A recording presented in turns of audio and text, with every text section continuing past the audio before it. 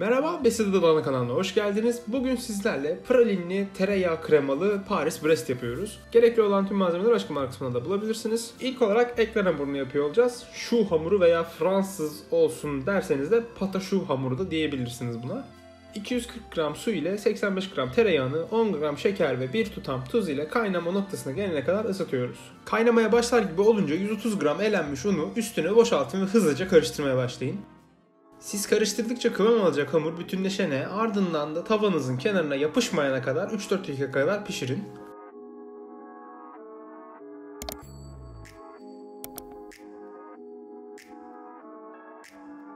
Hamuru bir kaba alın, biraz soğuttuktan sonra 4 yumurtayı teker teker ekleyin. Hamur birini almadan diğerini atmayın, işiniz zorlaşmasın. Ayaklı mikseriniz varsa direkt tüm yumurtayı da dökebilirsiniz hamurun içine. Ama benim öğrendiğim yol tek tek yedirmek yumurtaları. Hızlı ve güçlü çırparsanız kısa zamanda hamurunuz kıvama gelecektir zaten.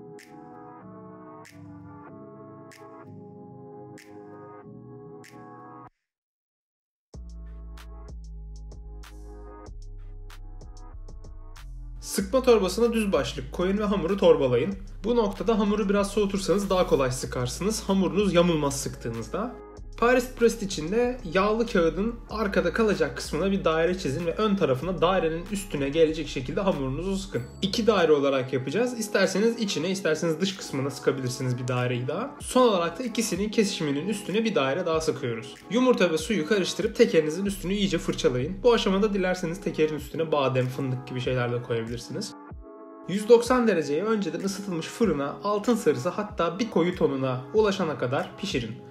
Kapağı kesinlikle 30 dakikadan önce açmayın. Sönme ihtimali olan bir hamur bu çünkü. 30 dakika sonra fırını kapayın, kapağı açın ama hamur bir 20 dakika kadar daha içeride kalsın. Daha sonra çıkarıp soğutun. O sırada pralini yapmaya geçiyoruz. 50 ml su ile 70 gram şekeri tencereye koyun. Çeyrek çay kaşığı kadar tuz, 60 gram bal ve 60'ar gram fındık ve kavrulmuş bademi ekleyip karıştırın. 160 dereceye gelene kadar kontrollü bir şekilde de kaynatın karışımı. Sonrasında sıcaktan alını içine çeyrek çay kaşığı karbonat atın ve hızlıca karıştırın. Bir tepsiye döküp düzleyin ve yarım saat kadar soğumaya bırakın. Burayı hızlı yapmanız lazım çünkü karbonatı attıktan sonra sönme ihtimali var bunun da. İçine sıkacağımız pastacı kreması içinde 540 gram süte 65 gram şeker katıp kaynama noktasına getirin. 50 gram mısır nişastası ile diğer bir 65 gramlık şekeri karıştırın. 185 gram yumurta sarısını bir kapta kenarda bekletin. Nişasta karışımını da büyük bir kaba alın ve üstüne kaynar gibi olan sütten ekleyip çırpmaya başlayın.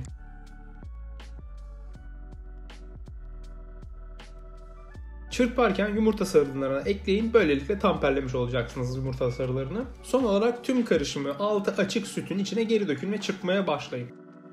Burada koyulaşmaya başlayacak. Bu sırada vanilya da ekleyebilirsiniz dilerseniz. Ardından sıcaktan alın 110 gram tereyağını teker teker yavaş yavaş ekleyin. Eriyene kadar da çırpın. Soğumuş pralinimizi tavadan kazıyacağız şimdi de ve blenderdan geçirmeye başlayacağız. Belki fıstık ezmesi videomuzdan hatırlarsanız o kıvama gelene kadar blenderdan geçireceğiz.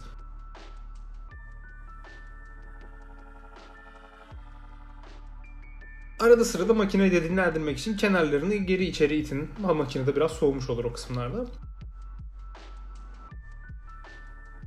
Bu tarif için bu kıvam yeterli olacaktır. Biraz daha çekerseniz daha az içinde fındık taneleri kalacaktır. O yüzden daha pürüzsüz olacaktır. Size kalmış o. Şimdi pralinle dememizin sebebini yapacağız. Pişirdiğimiz ve soğuttuğumuz pastacı kremamızı çırpmaya alacağız. Ardından 200 gram kadar oda ısısındaki tereyağını küp küp kesip ekliyoruz içine teker teker. Bu işlemle krem musolin adında bir krema elde edeceğiz veya daha cool olsun diye krem musolin gibi bir şeyler diyebilirsiniz. Biz Türklerin dediği gibi buttercream ya da tereyağlı krema elde etmiş oluyorsunuz. Bunun üstüne pralinin hepsini koyun. İsterseniz miktarı azaltabilirsiniz. Tadına bakarak gitmenizi öneririm ben.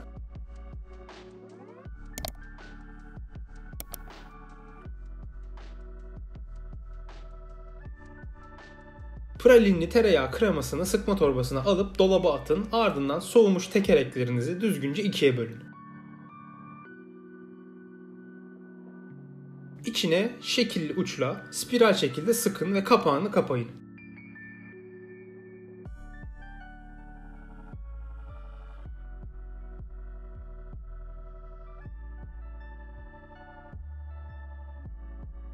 Son olarak da üstüne pudra şekeri kaplayın. Bu da size bir cool'luk katacaktır. Ben kalan hamurla ufak tekerlerle çıkarttım. Siz de çıkarabilirsiniz. İstemezseniz pişirip buzluğa da koyabilirsiniz veya direkt hamuru buzluğa da veya dolaba koyabilirsiniz. Bir dilim kesip affınıza sığınarak denerken tarife 5 tekerekler üzerinden 4.99 kekere mekere veriyorum. İzlediğiniz için teşekkür ederiz. Beğenip abone olarak kanalımıza destek olabilirsiniz. Görüşmek üzere.